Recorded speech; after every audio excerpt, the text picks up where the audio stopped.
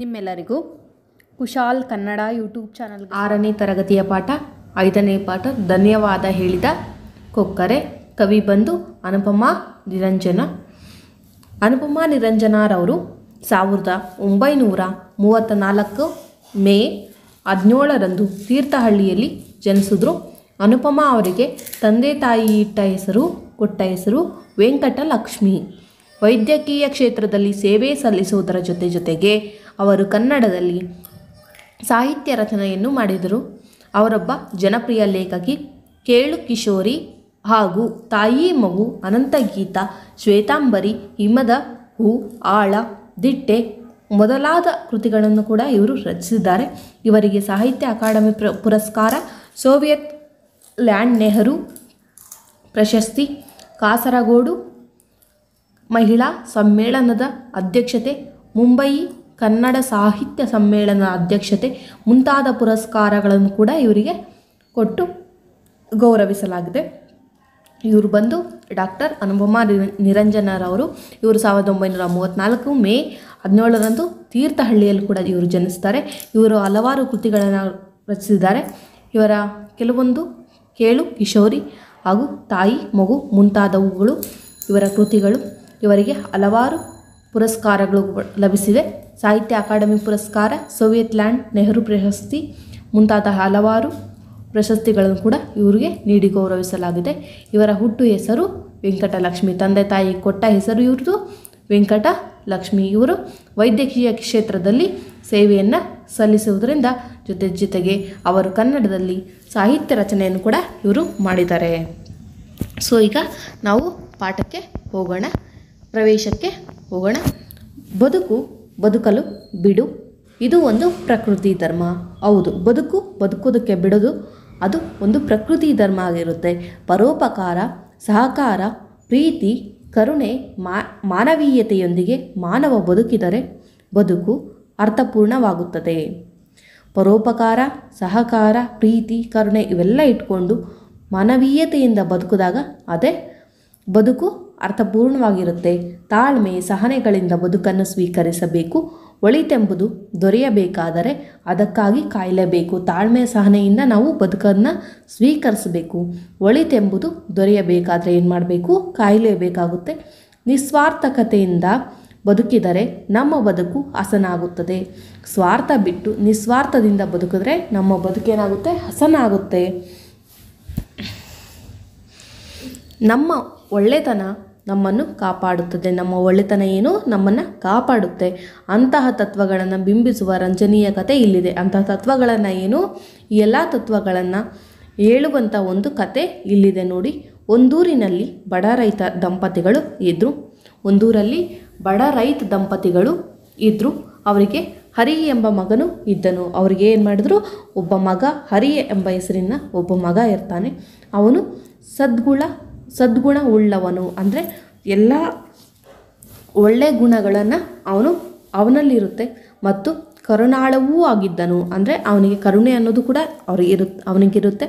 ಒಂದು ದಿನ ಅವನು ಕೊಳವೊಂದರ ಬಳಿ ಹೋಗುತ್ತಿದ್ದಾಗ ಹುಲ್ಲಿನ ಮೇಲೆ ಬಿಳಿ ಕೊಕ್ಕರೆಯೊಂದು ಬಿದ್ದಿತು. ಏನಾಯಿತು? ಬಿಳಿ ಕೊಕ್ಕರೆ, ಒಂದು ಕೊಳದ ಹತ್ರ ಬಿಳಿ ಕೊಕ್ಕರೆ, ಹುಲ್ಲಿನ ಮೇಲೆ ಬಿಳಿ ಕೊಕ್ಕರೆಯೊಂದು ಬಿದ್ದಿತ್ತಂತೆ. ಅವನು ಕನಿಕರದಿಂದ ಬಾಗಿ ನೋಡಿದಾಗ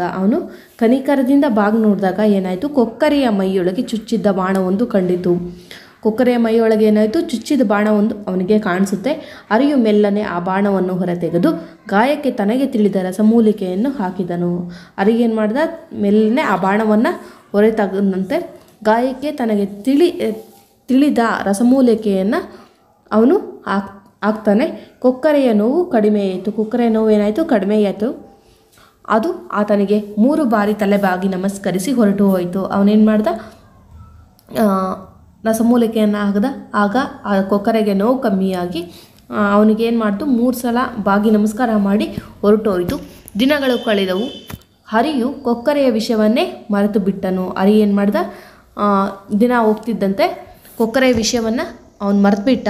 ಒಂದಿನ ಸುಂದರಿಯಾದ ಹುಡುಗಿಯೊಬ್ಬಳು ಅವನಲ್ಲಿಗೆ ಬಂದು ನನಗೆ ತಂದೆ ತಾಯಿ ಇಲ್ಲ ಅಂತ ಹೇಳ್ತಾಳೆ. ಒಬ್ಬ ಹುಡುಗಿ ಸುಂದರಿಯಾಗಿರ್ತಾಳೆ.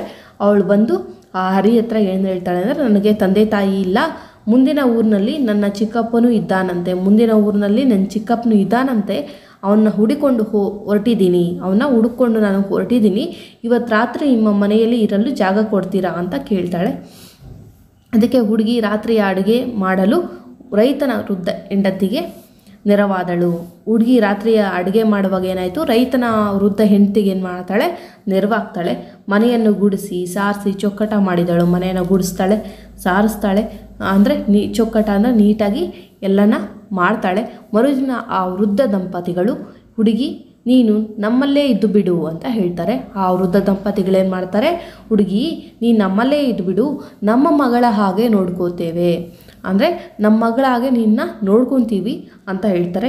ಹುಡುಗಿಯು ಒಪ್ಪಿ ಅಲ್ಲಿಯೇ ಉಳಿದಳು. ಹುಡುಗಿ ಒಪ್ಪಿ ಏನು ಮಾಡ್ತಾಳೆ, ಅಲ್ಲೇ ಇದ್ದೋಗ್ತಾಳೆ ಆ ವೃದ್ಧ ದಂಪತಿಗಳ ಮನೆಯಲ್ಲಿ. ಅವರಿಗೆ ಅವಳಲ್ಲಿ ಪ್ರೀತಿ ಹುಟ್ಟಿತು. ಅವರಿಗೆ ಅವಳಲ್ಲಿ ಏನು ಪ್ರೀತಿಯನ್ನು ಹುಟ್ಟಿತು. ಈ ವರ್ಷ ಮಳೆ ಬಾರದುದರಿಂದ ಕ್ಷಾಮ ಬಂತು. ಈ ವರ್ಷ ಮಳೆ ಬಂದಿಲ್ಲ, ಹಾಗಾಗಿ ಕ್ಷಾಮ ಬಂತು. ರೈತ ದಂಪತಿಗಳೇನು ಮಾಡಿದ್ರು, ಕಷ್ಟದಲ್ಲಿ ತೊಳಲಾಡುತ್ತಿದ್ದಾಗ ಹುಡುಗಿ ಅಂದ್ಲು.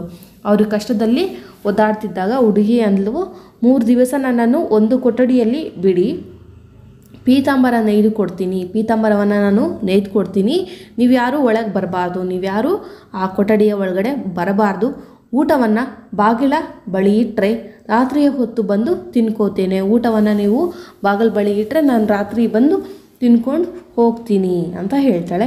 ಅಂತೆಯೇ ಹುಡುಗಿ ಕೊಠಡಿಯೊಳಗೆ ಹೋಗಿ ಬಾಗಿಲು ಹಾಕಿಕೊಂಡ್ಳು. ಅವಳೇನು ಮಾಡಿದ್ಲು, ಬಾಗಿಲನ್ನ ಹಾಕ್ಕೊಂಡ್ಳು. ಅವಳ ಆದೇಶದ ಪ್ರಕಾರ ಯಾರೂ ಒಳಗೆ ಹೋಗಲಿಲ್ಲ. ಅವಳು ಹೇಳಿದ ಪ್ರಕಾರ ಯಾರೂ ಒಳಗೆ ಹೋಗಲಿಲ್ಲ. ಪ್ರತಿದಿನ ರಾತ್ರಿ ಬಾಗಿಲ ಬಳಿ ಅನ್ನ ಸಾರುಗಳ ತಟ್ಟೆಯನ್ನು ಇಡುತ್ತಿದ್ದ ಹರಿ. ದಿನ ಏನು ಮಾಡ್ತಿದ್ದ, ಅವನು ಬಾಗಿಲತ್ರ ಅನ್ನ ಸಾರು ಇಟ್ಬಿಟ್ಟು ತಟ್ಟೆಯಲ್ಲಿ ಹೋಗ್ತಿದ್ದ. ಬೆಳಗ್ಗೆದ್ದು ಖಾಲಿಯಾದ ತಟ್ಟೆಗಳನ್ನು ತೆಗೆದುಕೊಂಡು ಹೋಗ್ತಿದ್ನು. ಬೆಳಗ್ಗೆ ಆಗಿದ ತಕ್ಷಣ ಏನು ಮಾಡ್ತಾ ಇದ್ದ, ಅವನು ಖಾಲಿಯಾದ ತಟ್ಟೆಗಳನ್ನ ತೆಗೆದುಕೊಂಡು ಹೋಗ್ತಾ ಇದ್ದ. ಹೀಗೆ ನಡೀತಿತ್ತು 3 ದಿನ. 3 ದಿನ ಬಳಿಕ ಹುಡುಗಿ ಹೊರ ಬಂದಾಗ ಅವಳ ಕೈಯಲ್ಲಿ ಪೀತಾಂಬರವಿತ್ತು. 3 ದಿನ ಆದಮೇಲೆ ಅವಳ ಕೈಯಲ್ಲಿ ಏನಿತ್ತು, ಪೀತಾಂಬರ ಇತ್ತು. ಇದನ್ನು ಶ್ರೀಮಂತ ವರ್ತಕರಿಗೆ ಮಾರಿ ಬನ್ನಿ ಎಂದಳು ಹುಡುಗಿ. ಅವಳು ಹೇಳ್ತಾಳೆ, ಆಮೇಲೆ ಶ್ರೀಮಂತ ವರ್ತಕನಿಗೆ ಮಾರಿ ಹಣ ತಗೊಬನ್ನಿ ಅಂತ ಹೇಳ್ತಾಳೆ. ಪೀತಾಂಬರಕ್ಕೆ 100 ವರಹಗಳು ಸಿಕ್ಕವು. 100 ವರಹಗಳು ಸಿಗ್ತವೆ ಅಂದರೆ ದುಡ್ಡು ಸಿಗುತ್ತೆ. 1 ವರ್ಷ ಅವರೆಲ್ಲ ಸುಖವಾಗಿದ್ದರು. ಆ ದುಡ್ಡಿನಿಂದ 1 ವರ್ಷ ಅವರೆಲ್ಲ ಸುಖವಾಗಿದ್ದರು. ಮರು ವರ್ಷವೂ ಕ್ಷಾಮ ಬಂತು. ಮತ್ತೆ ಹುಡುಗಿ 3 ದಿನ ಯಾರೂ ಒಳಗೆ ಬರಬೇಡಿ ಎಂದು ಹೇಳಿ ಕೊಠಡಿಯ ಬಾಗಿಲು ಹಾಕ್ಕೊಂಡ್ಳು. ಮತ್ತೆ ನೆಕ್ಸ್ಟ್ ವರ್ಷವೂ ಅದೇ ರೀತಿ ಆಯಿತು, ಕ್ಷಾಮ ಬಂತು. ಹುಡುಗಿ ಏನು ಮಾಡ್ತಾಳೆ, 3 ದಿನ ಯಾರೂ ಒಳಗೆ ಬರಬೇಡಿ ಅಂತ ಹೇಳಿ ಕೊಠಡಿಯ ಬಾಗಿಲು ಹಾಕ್ಕೊಳ್ತಾಳೆ. 1 ದಿನ ಕಳೀತು, 2ನೇ ದಿನ ಕಳೀತು. ಹರಿ ಅವಳನ್ನ ನೋಡದೆ ಇರಲಾರದಾದನು. ಅವಳು ನೋಡದೆ ಇರೋದಕ್ಕಾಗ್ತಾ ಇರಲಿಲ್ಲ. ಕೊಠಡಿಯೊಳಗೆ ಹುಡುಗಿಯನ್ನು ಕಂಡು ಅವಳಿಗೆ ತನ್ನ ಪ್ರೇಮದ ವಿಷಯವನ್ನು ಹೇಳಬೇಕು ಎಂದುಕೊಂಡನು.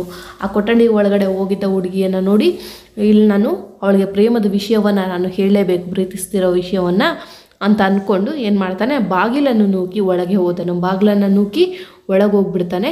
ಅವನಿಗೆ ಆಶ್ಚರ್ಯ ಆಗುತ್ತೆ. ಅಲ್ಲಿ ಹುಡುಗಿ ಇರಲಿಲ್ಲ. ಚಿನ್ನ ಬೆಳ್ಳಿ ದಾರಗಳನ್ನು ಕೂಡಿಸಿ ಕೊಕ್ಕರೆಯೊಂದು ಪೀತಾಂಬರವನ್ನು ನೇಯ್ತಿತ್ತು. ಅಂದರೆ ಚಿನ್ನ ಬೆಳ್ಳಿಯನ್ನು ದಾರಗಳನ್ನು ಕೂಡಿಸ್ಕೊಂಡು ಏನು ಮಾಡ್ತಾಯಿತ್ತು, ಕೊಕ್ಕರೆಯೊಂದು ಪೀತಾಂಬರವನ್ನು ನೇಯ್ತಿತ್ತು. ಅದನ್ನು ತಾನು ಕಾಪಾಡಿದ ಹಕ್ಕಿ ಎಂಬುದರಲ್ಲಿ ಹರಿಗೆ ಸಂಶಯವಿರಲಿಲ್ಲ. ಅವನಿಗೇನಿಸ್ತು, ಆಗ ಆ ಕಾಪಾಡಿದ ಹಕ್ಕಿ ಅಂತ ಅವನಿಗೆ ಹರಿಗೆ ಸಂಶಯ ಬರಲಿಲ್ಲ. ಕೊಕ್ಕರೆ ಎಂದಿತು, ನಾನು ಬೇಡ ಎಂದು ಹೇಳಿದರು, ನೀನು ಯಾಕೆ ಒಳಗೆ ಬಂದೆ ಅಂತ ಕೇಳ್ತಾರೆ. ಅದಕ್ಕೆ ಈಗ ಎಲ್ಲ ಹಾಳಾಯಿತಲ್ಲ ಅಂತದೆ ಕೊಕ್ಕರೆ.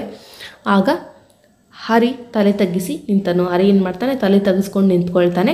ನಿಜ ಹುಡುಗಿಯಾಗಿದ್ದ ನಾನು ನೀನು ಕಾಪಾಡಿದ ಕೊಕ್ಕರೆಯೇ, ನಿಜ ಹುಡುಗಿಯಾಗಿದ್ದ ನಾನು ನೀನು ಕಾಪಾಡಿದ ಕೊಕ್ಕರೆನೇ, ನಾನು ನಿನಗೆ ಉಪಕಾರ ಮಾಡಬೇಕೆಂದು ನಾನು ಹುಡುಗಿಯಾಗಿದ್ದೆ, ನಿನಗೆ ಉಪಕಾರ ಮಾಡಬೇಕು ಅಂತೇಳಿ ನಾನು ಹುಡುಗಿಯಾಗಿದ್ದೆ. ನೀನೀಗ ಒಳ ಬರದಿದ್ದರೆ ಪೀತಾಂಬರದೊಂದಿಗೆ ನಾನು ಹುಡುಗಿಯಾಗಿ ಹೊರಬಂದು ನಿನ್ನ ಹೆಂಡತಿಯಾಗ್ತಿದ್ದೆ. ನೀನೀಗ ಒಳಗೆ ಬರೆದಿದ್ದರೆ ಪೀತಾಂಬರದೊಂದಿಗೆ ನಾನು ಏನು ಮಾಡ್ತಿದ್ದೆ, ಹುಡುಗಿಯಾಗಿ ಹೊರಬಂದು ನಿನ್ನ ಹೆಂಡತಿ ಆಗ್ತಿದ್ದೆ ಅಂತ ಹೇಳ್ತಾಳೆ ಕೊಕ್ಕರೆ. ನೀನು ಕೊಟ್ಟ ಮಾತಿಗೆ ತಪ್ಪಿದ್ದರಿಂದ ಇನ್ನು ನಾನು ಹುಡುಗಿಯಾಗುವಂತಿಲ್ಲ. ನೀನು ಕೊಟ್ಟ ಮಾತಿಗೆ ನೀನು ತಪ್ಪಿದೆಯಲ್ಲ, ಸೊ ಹಂಗಾಗಿ ನಾನು ಹುಡುಗಿ ಆಗೋಂಗಿಲ್ಲ. ಹೋಗು, ಈಗ ಮುಗಿಯುತ್ತಾ ಬಂದಿರೋ ಪೀತಾಂಬರ ಮಾರು. ಹೋಗೀಗ ಮುಗಿತಾ ಬಂದಿದೆ ಅಲ್ಲ ಪೀತಾಂಬರ, ಅದನ್ನು ಮಾರು, ನಿಮ್ಮ ಜೀವಮಾನವಿಡೀ ಸಾಕಾಗುವಷ್ಟು ಹಣ ಸಿಗ್ತದೆ. ಅದನ್ನ ಮಾರಿದ್ರೆ ನಿಮ್ಮ ಜೀವಮಾನದಷ್ಟು ಕುತ್ಕೊಂಡು ತಿನ್ನೋಷ್ಟು ಸಾಕಾಗುವಷ್ಟು ಹಣ ಸಿಗ್ತದೆ ಅಂತ ಹೇಳ್ತಾ ಕೊಕ್ಕರೆ ಹಾರೋಯ್ತು ಅಲ್ಲಿಂದ. ಇಲ್ಲಿ ರಸಮೂಲಿಕೆ ಅಂದರೆ ಗಿಡಮೂಲಿಕೆ, ಔಷಧಿ ಅಂತ ಅರ್ಥ. ಕೊಳ ಅಂದರೆ ಸರೋವರ, ನೆರವು ಅಂದರೆ ಸಹಾಯ, ವೃದ್ಧ ಅಂದರೆ ವಯಸ್ಸಾದ, ಕ್ಷಾಮ ಅಂದರೆ ಬರಗಾಲ, ಆದೇಶ ಅಂದರೆ ಆಜ್ಞೆ, ವರಹ ಅಂದರೆ ಚಿನ್ನದ ನಾಣ್ಯ, ನೇಯುವುದು ಅಂದರೆ ತಯಾರಿಸು, ಹೆಣೆಯುವುದು, ಕರುಣಾಳು ಅಂದರೆ ಕನಿಕರ ಉಳ್ಳವನು, ಪೀತಾಂಬರ ಅಂದರೆ ರೇಷ್ಮೆ ಬಟ್ಟೆಯನ್ನು ಪೀತಾಂಬರ ಅಂತ ಕರೀತಾರೆ. ಇವತ್ತಿಗೆ ಇಷ್ಟು ಸಾಕು ಇವತ್ತಿನ ಪಾಠ. ನೆಕ್ಸ್ಟ್ ಕ್ಲಾಸಲ್ಲಿ ಸಿದ್ಧಾರೂಢರ ಜಾತ್ರೆ ಪಾಠವನ್ನು ನಾನು ಸ್ಟಾರ್ಟ್ ಮಾಡ್ತೀನಿ.